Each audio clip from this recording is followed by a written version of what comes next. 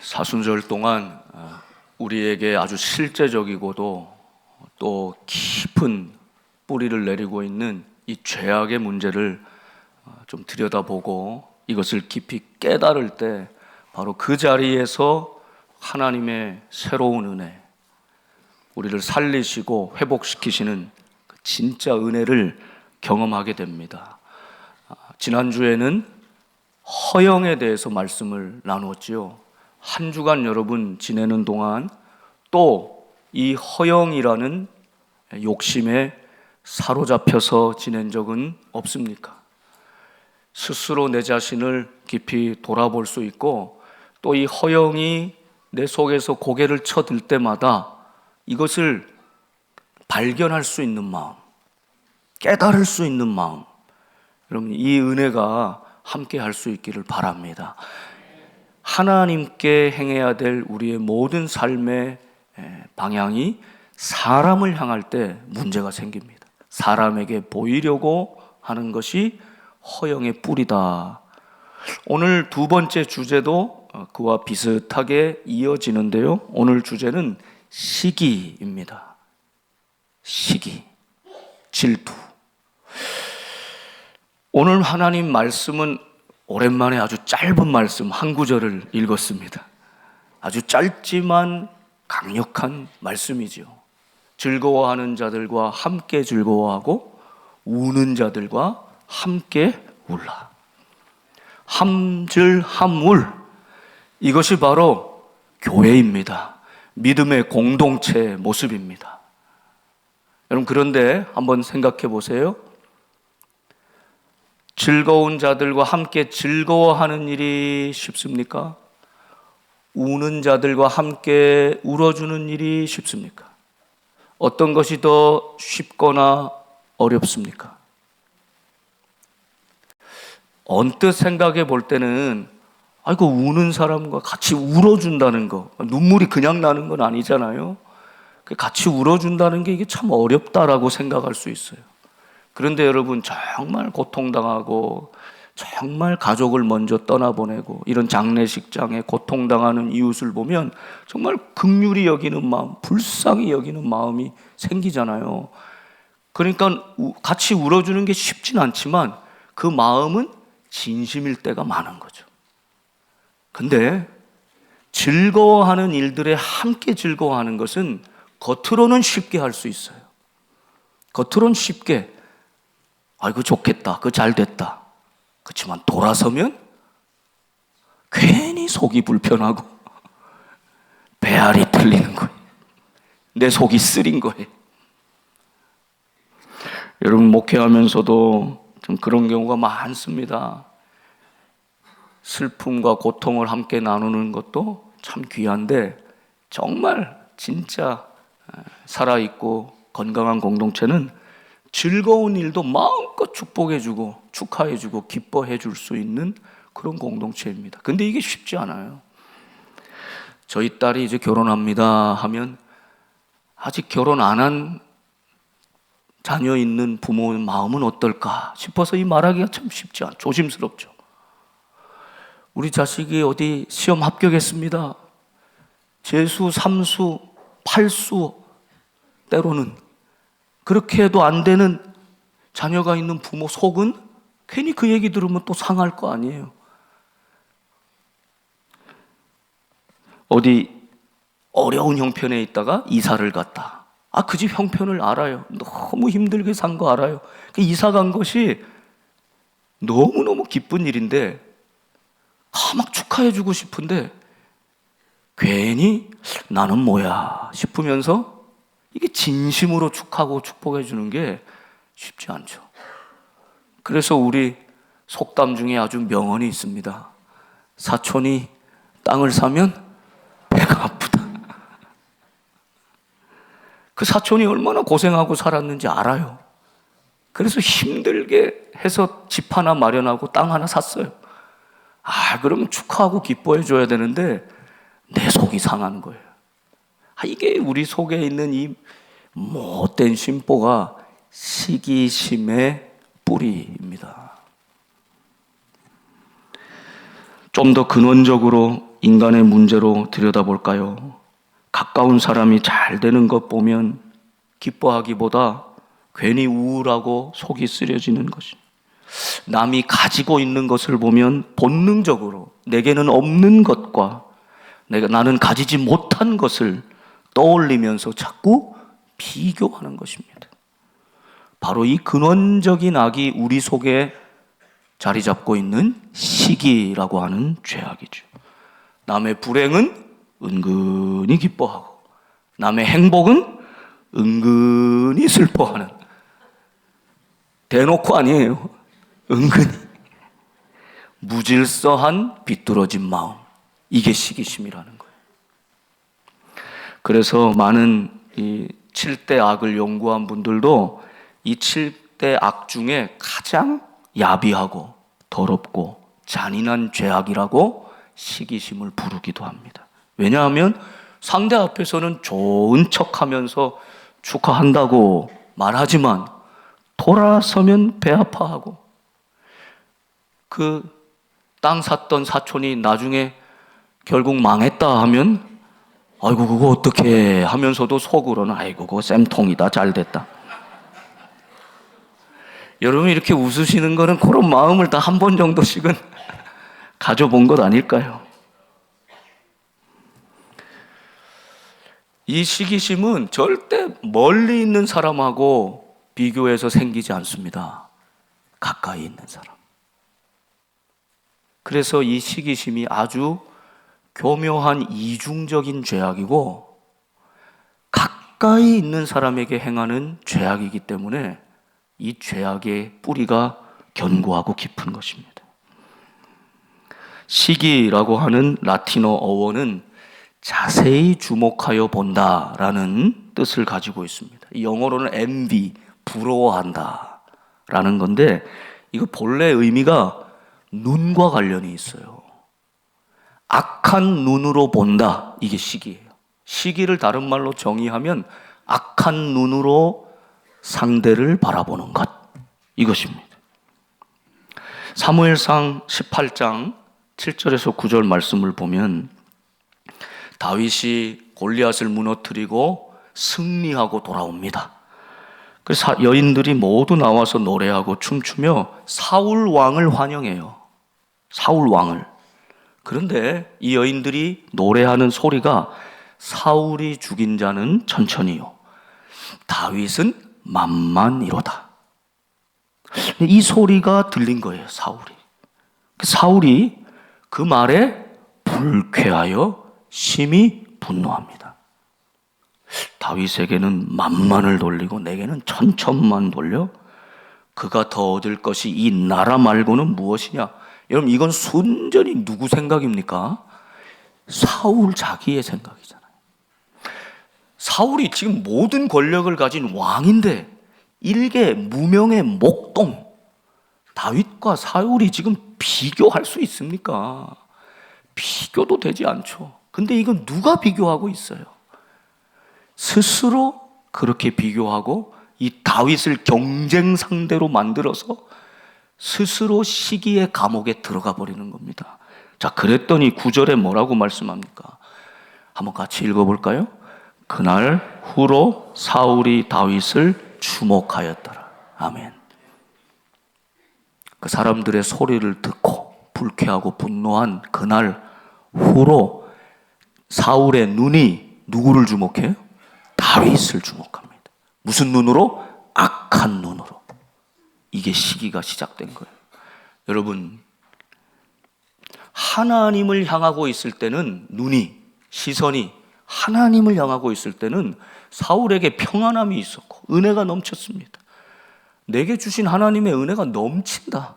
나같이 미천한 사람을 이스라엘의 왕으로 삼아 주셨다니. 하나님을 바라볼 때 은혜가 넘쳤어요. 근데 지금 그 시선이 다윗을 향하게 되니까, 그 목동 하나와 왕인 자신을 비교하기 시작하니까 비교의 늪에 빠지고 경쟁의 게임에 몰두하는 것입니다. 그날부터 곱지 않은 악한 눈으로, 시기의 눈으로, 마음으로 다윗을 주목하기 시작한 거예요. 바로 그 이튿날에 하나님이 부리시는 악한 영이 사울에게 들어가서 수금 타고 있는 다윗에게 가서 가지고 있는 창을 집어던집니다. 다윗을 죽이려고 합니다. 이때부터 시작된 사울의 시기심은 계속 강화되고 악화됩니다. 스스로 만든 이 비교하고 시기하는 마음을 끊어버리지 못하고 극복하지 못해서 끝까지 다윗 하나를 주목하고 죽이려고 하는 그 인생으로 자신의 인생을 낭비해버리고 맙니다. 한 나라의 지도자가, 왕이 이렇게 스스로 시기심에 사로잡혀서 몰락하고 맙니다. 너무나 안타까운 모습이죠. 시기는 어디서부터 옵니까? 비교하는 마음에서 옵니다. 여러분, 비교하면 내가 비교해서 그 사람보다 높다, 우월하다 생각하는 것도 병. 비교해서 그 사람보다 못하다, 열등하다 생각하는 것도 병. 둘 다 문제됩니다. 그러니까 비교하는 것은 아무런 나에게 유익할 것이 없어요. 세상은, 마귀는 늘 비교하게 만듭니다. 경쟁하게 만듭니다. 여러분, 이 세상은 끊임없이 비교하고 경쟁하게 만드는 것, 세상의 방식입니다. 여러분, 저는 우리 한국 사회가 참 걱정되는 것이 바로 이런 대목입니다. 어릴 때부터 아이들이 자신에게 주어진 하나님의 가치, 내게 주신 하나님의 달란트, 그 은사, 그 재능, 나 존재 자체로 나는 있는 모습 그대로 하나님의 특별한 사랑받는 존재다. 세상에 둘도 없는 유일무이한 하나님의 사랑받는 자녀다. 여러분, 이런 하나님만 바라볼 때는 이 은혜가 넘칩니다. 내가 얼마나 존귀한 존재인지를 알게 되지요. 그러면서 내게 주어진 길, 하나님이 내게 허락해 주신 그 길로 가야 되는데, 끊임없이 이 사회는 어릴 때부터 꼬마들도 영어 경쟁을 하고 영어 유치원을 먼저 보내야 되고요, 어느 고등학교를 보내야 되고 어느 대학교를 보내야 되고, 끊임없이 비교하고 경쟁해서요, 누구는 낫고 누구는 못하다, 계속 비교하고 경쟁하게 만들어요. 여러분, 이것은 세상의 방식이고 마귀의 방식임을 잊지 말아야 합니다. 시기에는 두 가지 얼굴이 있죠.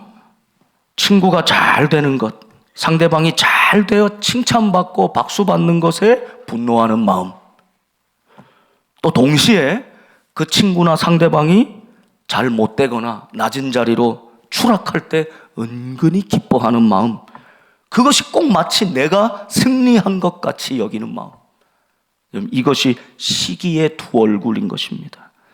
그래서 시기는 이 심술과 묘하게 얽혀있는 인간의 감정이 여기 얽혀있는 건데, 이걸 잘 표현하는 독일어 단어가 있어요. 독일어 단어 중에 샤덴프로이데라는 말이 있는데, 이 샤덴이란 말은 고통이란 말이에요. 불행이라는 말이에요.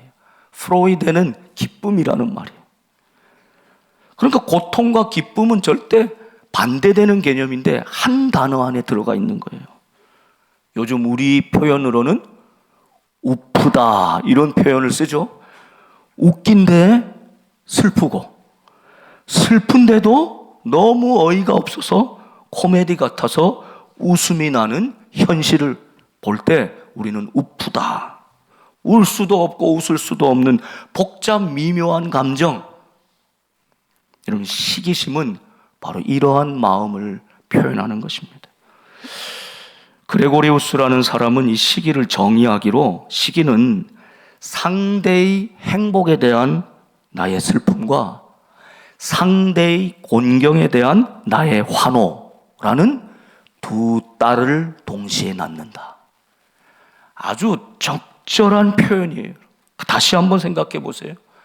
상대의 행복에 대한 나의 슬픔, 상대의 곤경에 대한 나의 환호라는 쌍둥이를 낳는다는 것입니다. 여러분, 이게 다 기준이 어디에 있습니까? 나에게 있는 것이 아니라 다른 사람한테 기준을 주는 겁니다. 여러분, 왜 내게 주신 하나님의 은혜를 집중하고 하나님 바라보고 나를 바라보면 모든 것이 감사할 수 있는데, 자꾸 자꾸 다른 사람을 봐서 그가 잘 되면 내가 불행하고 위축되고, 그가 좀 안 되면 내가 승리한 것 같고 높아진 것 같은, 왜 다른 사람을 기준으로 내 인생을 스스로 불행하게 만드는 것입니까? 여러분, 그래서 시기의 이 뿌리는 나를 사랑하시고 나에게 최고의 것을 선물해 주시는 하나님께 집중하지 못하는 마음, 여기에서 시기심은 나오는 것입니다.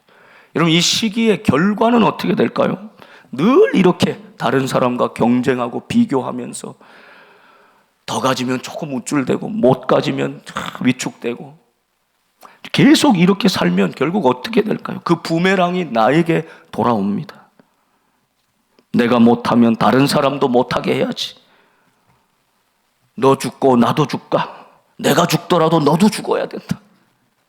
여러분, 우리 한국 사회 공동체가 점점 이렇게 서로 너도 살고 나도 살고 살리고 세우고 함께 살아가고, 그래서 오늘 말씀대로 함께 즐거워하고 함께 우는 그런 사회가 돼야 되는데, 정말 이 사회가 점점 너도 죽고 나도 죽자, 계속 대립해서 갈등하고 시기와 질투와 분노를 자극하고 서로 싸우게 만들어 결국에는 어떻게 됩니까? 서로 공멸하는, 상생하는 공동체가 아니라 공멸하는 공동체로 나아가고 있지 않습니까?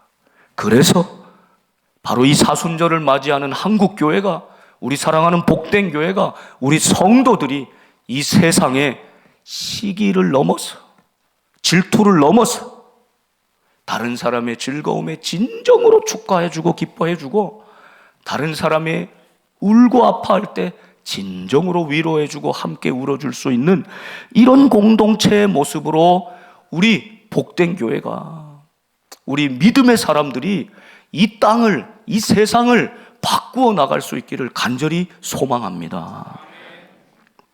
여러분, 교인들도요, 예전에 신앙생활 할 때는 뭐 유튜브도 없고 이런 뭐 소셜 미디어도 발달하지 않고, 그러니까 우리 교회가 전부예요. 우리 교회, 우리 예배밖에 없어요. 비교할 대상이 없어요. 경쟁하지 않아요. 교회가 교회끼리 경쟁할 이유가 없어요. 그러니까 그 교인들은 그 예배, 그 목사님 말씀, 그리고 그걸 통해 주신 하나님, 그분께 집중할 때 은혜가 있는 거예요. 근데 요즘은 여러분 어떻습니까? 교인들도 다른 교회, 우리 교회 뭐 자꾸 비교하고 경쟁해 보면서, 뭐 어디 거기는 이런 프로그램이 있다는데, 거긴 이런 게 좋다던데. 그럴 수 있지요. 그러나 여러분, 그렇게 우리의 신앙생활마저도 우리의 가족과도 같고 고향과도 같고 어머니 품과도 같은 내게 주어진 이 복된 교회 어머니의 품이 자꾸 다른 것들과 다른 교회와 비교해서는 결코 건강하게 나의 신앙생활에 유익할 것이 없는 거죠. 만일 목회자도 하나님이 이곳에 부르셔서 이곳의 양들을 잘 목회하라고 부르셨는데, 목회자도 계속해서 다른 교회, 다른 교인들과 자꾸 비교한다면 그거 어떻게 되겠습니까? 문제는 더 크게 보일 것입니다. 그리고 나는 더 부족하고 모자라고 결핍된 부분에 집중하게 될 것입니다. 다른 교회는 부러워하면서 정작 지금 나에게, 오늘 나에게, 우리 교회를 통해서 나에게 주시는 그 은혜는 다 놓치고 살게 될 것입니다. 이런 신앙생활은 불행할 수밖에 없죠. 여러분, 이 비교의식에서 오는 시기심은 결국 우리의 삶을 긍정적으로 변화시키는 경우는 거의 없습니다. 내게 없는 것, 내게 부족한 것을 다른 친구들 보면서 와, 저 친구는 저런 걸 가졌구나 하면서 도전받고 자극받아서 오히려 선의의 경쟁으로 나를 단련하고 내 인격을 함양하고 더 성장하는 기회로 삼는 경우는 거의 없다는 것입니다. 이게 문제입니다. 오히려 더 부정적이고 파괴적인 방식으로 나타납니다. 의욕 상실과 무기력증으로 나타나는 경우가 많아요. 상대가 안 되기를 바라는 마음보다 더 파괴적이고 소극적인 삶의 자세가 바로 무기력함입니다. 이제 나중에 다룰 이 나태함, 무기력함과 연결되는 것이죠. 자꾸 비교하고 경쟁하면서 우리 마음속에 어떤 생각이 듭니까? 나는 안 돼. 누구누구는 부모님 잘 만나서, 금수저로 태어나서, 기회를 잘 잡아서, 그때 부동산을 잘 팔아서 그렇게 됐는데 나는 안 돼. 우리 집은 안 돼. 내 인생은 글렀어. 아무리 해봐야 알아주는 사람도 없고, 아무리 노력해도 티도 안 나고, 그렇다고 결과가 좋은 것도 아닌데 자꾸 이렇게 냉소적이고 부정적인 생각으로 우리를 빨아들이는 것입니다. 이게 비교와 경쟁에서 오는 시기심의 무서운 결말입니다. 그러니까 잘하는 사람 보면서 도전받아서 같이 저분이 말씀을 잘 통독하고 필사도 하고 너무 좋다. 예배도 저렇게 신실하게 드리고 기도 생활도 너무 잘한다. 저 권사님 닮았으면 좋겠다. 저 장로님 좀 닮았으면 좋겠다. 그래서 나의 부족한 부분을 채워서 같이 더 주님께 가까이, 은혜 생활에 가까이 긍정적으로 나가는 것이 아니라 내게 없는 것 자꾸 비교하면서 모자란 것 집중하면서 안 돼. 자꾸 손을 늘어뜨리고 부정적인 방향으로 가게 돼. 나만 아니라 너도 하지 마. 자꾸 하향평준화되는 것입니다. 여러분, 성경에 나타나는 이 시기심의 예들이 몇 가지 사건이 있는데 대부분 다 가까운 가족 사이에 나타납니다. 형제 사이에 나타납니다. 여러분, 인류 최초의 끔찍한 살인이 어디서 일어납니까? 아담과 하와의 둘째 아들 가인과 아벨 사이에서 나잖아요. 여러분, 가인이, 여기도 시기심이 어디서 비롯되는지 잘 보세요. 가인이 예배를 드릴 때, 제사를 드릴 때 그 제사를 받으시는 하나님께만 집중하면, 그 시선을 하나님께만 드리면, 만일 하나님이 그거 제물을 안 받으시면 왜 안 받으셨을까? 자기를 돌아보면서 자신의 삶을, 신앙을 돌아보고 고쳤을 것입니다. 그런데 가인의 눈이 아벨을 향할 때, 아벨과 그의 제사는 하나님이 받으셨거든요. 그러니까 하나님이 아니라 아벨을 향할 때, 눈이 아벨을 향할 때, 그 눈이 아벨을 향하여 악한 눈으로 바라볼 때 시기심에 사로잡히고 낯빛이 변하고 분노하고 하나님이 경고하셨음에도 불구하고 들에 끌고 나가 죽이고 되는 것입니다. 여러분, 요셉과 형들은 어떻습니까?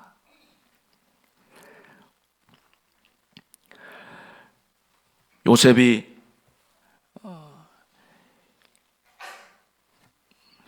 형들의 시기를 당해서 결국에 팔려가죠.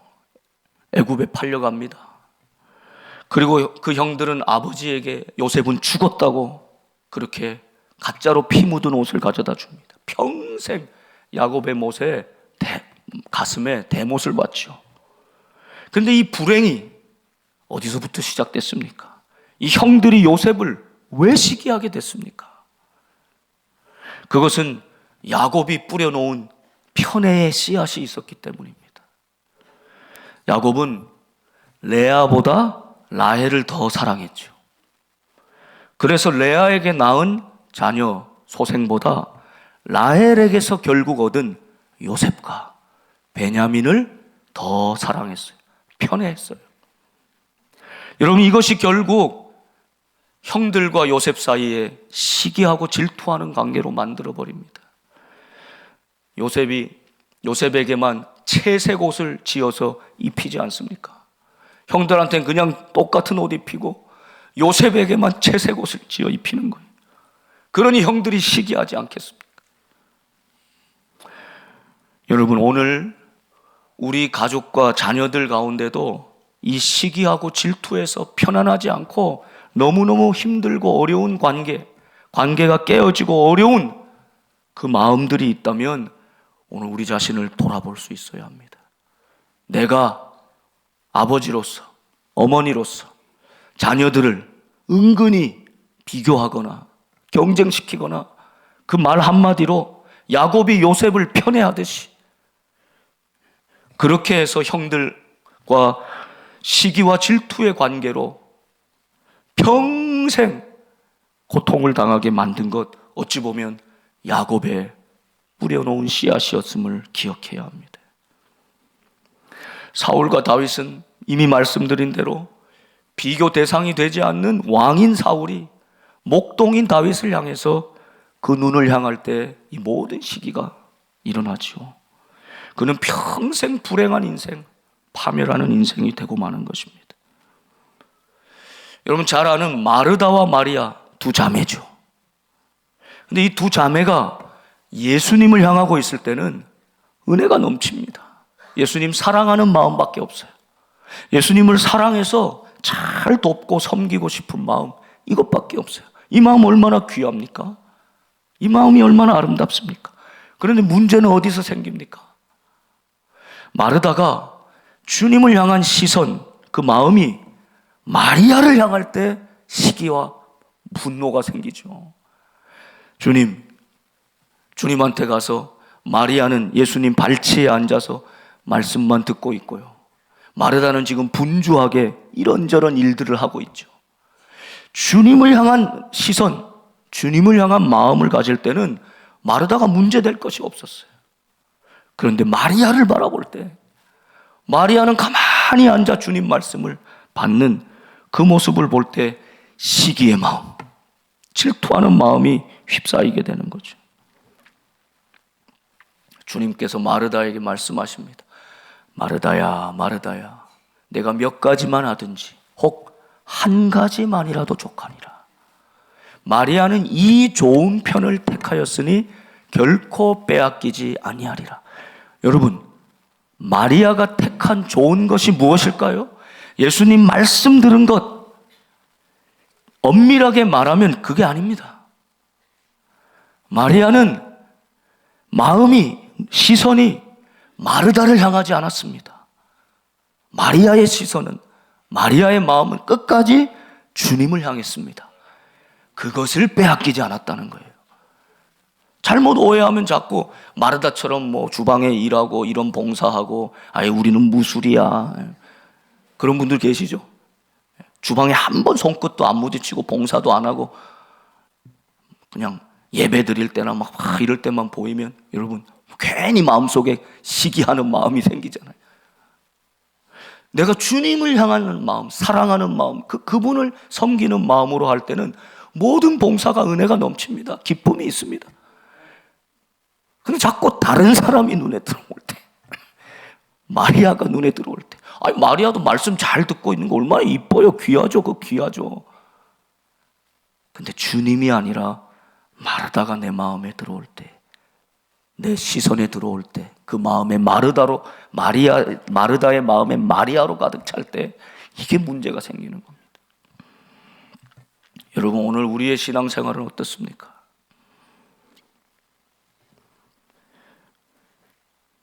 시기와 질투를 넘어서 즐거워하는 일들을 함께 축복하고 즐거워하고, 슬퍼하고 고통스러운 일들을 함께 위로하고 함께 아파할 수 있는 그런 사랑과 믿음의 공동체 될 수 있기를 바랍니다. 시기와 질투가 그럼 무조건 나쁜가? 그렇지 않습니다. 왜냐하면 이건 우리 기본적인 욕구이기 때문에. 어느 한 사람도 시기 질투가 1도 없다 이런 사람 없어요. 강약의 차이는 있지만 인간은 어느 정도의 비교하고 경쟁하는 마음이 없을 수 없지요. 그러나 그 마음을 주님을 향해서, 그래서 좋은 주님을 향해 자라나는 성장의 도구로 삼는 사람이 있는가 하면, 그 부족하고 결핍된 마음, 시기심 때문에 내 인생을 추락시키고 다른 이들을 깎아내리고 그렇게 부정적으로 나가는 경우가 훨씬 더 많다는 것을 깨닫게 되는 것이죠.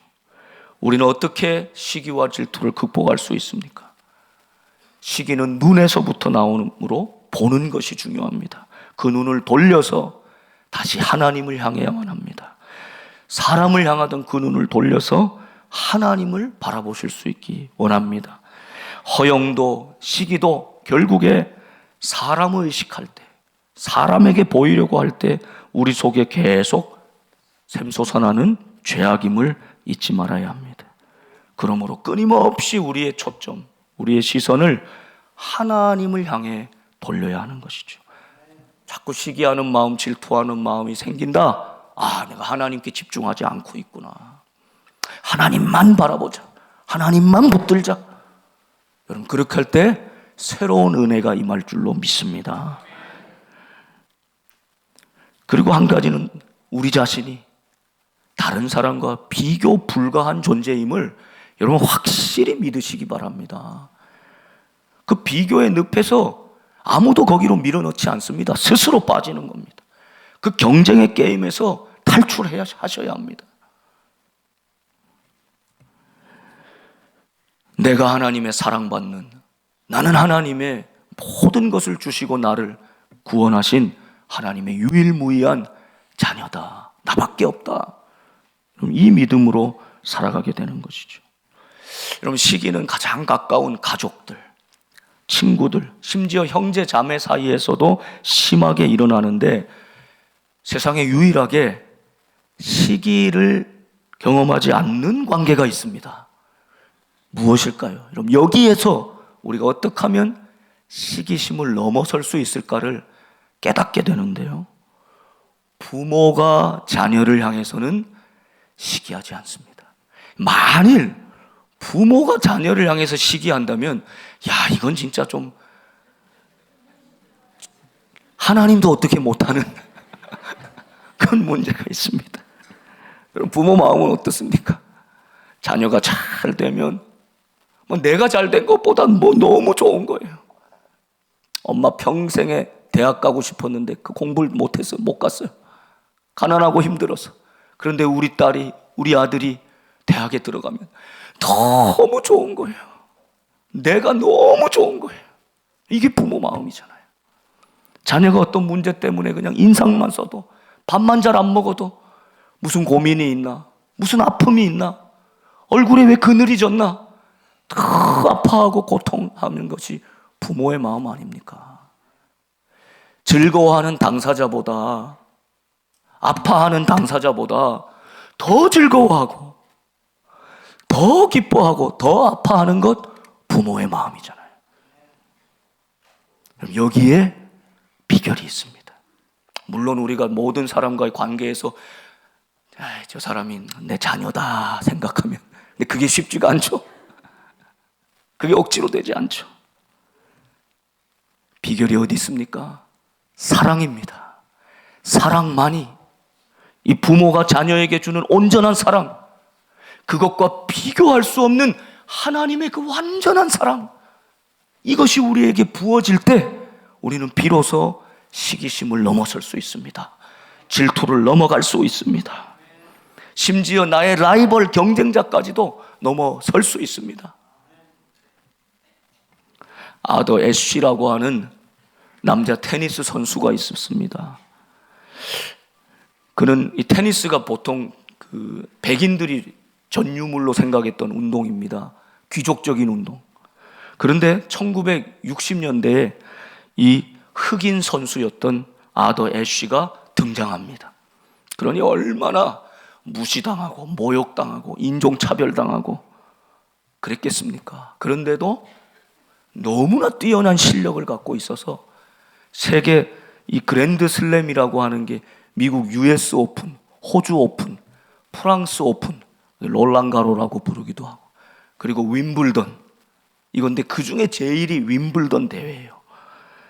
자, 근데 거기에도 3번이나 우승할 정도로, 그 윈블던에도 이 1975년도에 우승을 해서 그 정도로 실력이 뛰어난데, 그에 못지않게 온갖 차별, 온갖 냉대에도 유연한 자세로, 겸손한 자세로 대응했던 인격자로 아주 유명한 선수입니다. 그 일화가 하나 있어요. 그 윈블던 결승, 전 인생의 전 세계에 딱 한 번 있을까 말까 한 자기 인생의 최고의 순간이죠. 근데 그 결승에서 일리 나스타세라는 선수를 만납니다. 그 유명한 테니스계의 악동이었어요. 경기를 시작했어요. 근데 계속 매너 없이 이 선수가 아주 비열하게 또 욕하면서 역겹게 경기를 계속 해나가는 겁니다. 이 아더 애쉬 선수가 참다가 내가 기권하겠노라고 경기 중단을 선언합니다. 나중에 왜 그랬습니까? 물어봤더니 그가 이렇게 대답했다는 거예요. 내가 이 경기를 계속 하다 보면 저렇게 보지 못할 모습을 계속 관중들에게 보여주는데 나도 한 몫을 하게 되는 것 아닙니까? 그래서 내가 기권해서라도 이 윈블던의 아름다운 결승전 경기를 이런 식으로 세상에 테니스 팬들에게 보여주는 것은 나는 결코 못하겠습니다. 차라리 내가 기권하겠습니다. 이렇게 했다는 거예요. 심판들이 모여서 상의를 했습니다. 그리고 내린 결정이 그 상대방 선수 일리 나스타스에게 실격을 선언합니다. 그리고 아더 애쉬에게 우승컵을 안겨주었습니다. 저 트로피는 진정한 승리자의 멋진 상입니다. 자신을 시기하기 못해 적대시하고 죽일 듯이 달려드는 상대방에게도 포용하는, 그걸 넘어서는 품격을 전 세계에 보여준 멋진 선수였어요. 근데 나중에 그가 회고록을 쓰는데요, 그 제목이 은총의 나날, The Days of Grace, 은혜의 나날이었다는 거예요. 그는 신실한 믿음의 사람이었습니다. 이러던 아더 애쉬가 선수 생활 정점의 자리에서 갑작스러운 심장마비로 그만 선수 생활의 발목이 붙잡힙니다. 2번 수술을 하게 됩니다. 그런데 수술할 당시에 수혈을 받지 않습니까? 근데 그 수혈하던 피가 HIV 바이러스에 감염되었어요. 그가 에이즈에 감염되고 말았어요. 그 당시 에이즈는 세계적으로 공포의 대상이잖아요. 너무나 불행한 사건이 자신에게 닥친 거죠. 그가 전 세계에 이제 내가 에이즈에 걸렸습니다. 나는 이것을 하나님의 뜻으로 받아들입니다. 이렇게 세계에 공포를 하고 더 적극적으로 그는 남은 인생을 사회를 봉사하고 인권 활동을 더 열심히 합니다. 그러는 와중에 그의 그 에이즈 감염됐다는 소식을 듣고 많은 사람들이 편지를 쓰는데 그중 한 사람이 이렇게 물었다는 거예요. 왜 하나님은 당신 같은 사람에게 그같이 나쁜 질병을 걸리게 하셨습니까? 당신 하나님이 뜻으로 받아들인다면서요. 왜 하나님 당신에게 그렇게 나쁜 질병을 걸리게 하셨습니까? 그때 아더 애쉬가 쓴 답장이 이렇습니다. 그럼 잘 들어보세요. 전 세계적으로 5천만 명의 어린이들이 테니스를 배웁니다. 그중 500만 명이 테니스를 정식으로 배웁니다. 그중 50만 명이 직업 선수가 됩니다. 그중에 5만 명만 리그에 참여하는 선수가 됩니다. 그중 5천 명만 그랜드 슬램 대회, 이 아까 말씀드린 세계 4개 대회에 참여할 자격을 얻습니다. 그중 50명만 윈블던에 참여할 자격을 얻습니다. 그중 4명이 준결승 진출하고 2명만 결승에 오릅니다. 제가 윈블던 우승컵을 들어 올렸을 때 그때 저는 왜 저입니까? 라고 묻지 않았습니다. 5천만 명 중에 한 명, 그 영광의 자리에 있을 때, 그 승리의 자리에 있을 때 왜 저입니까? 라고 묻지 않았다는 것입니다. 만일 제가 심장마비에 혹은 에이즈에 걸린 것을 두고도 왜 저입니까? 라고 묻는다면, 왜 하필 저에게 이런 일이 있습니까? 라고 묻는다면 제가 이미 받은 축복에 대해서도 은혜에 대해서도 왜 저입니까? 라고 물어야 되지 않겠습니까? 유명한 Why me, Lord? 라고 하는 말을 남겼죠. 사랑하는 여러분, 우리 속에서 쉼없이 일어나는 시기와 질투는 다른 사람과, 그것도 가까운 사람과 비교하는 데서 비롯됩니다. 왜 저 사람은 있는데 나에게는 없습니까? 왜 저 사람은 가졌는데 나에게는 안 주십니까? 그러나 이렇게 묻는 대신에 이미 나에게 주신 그것들에 초점을 맞추고 하나님을 바라볼 때 은혜가 있고 감사가 넘치게 되는 것이죠. 우승컵을 들었을 때나 질병에 걸려 죽어갈 때도 내게 주신 은혜에 감사하고 내 인생 이 자체를 하나님의 선물로 긍정하는 믿음의 사람.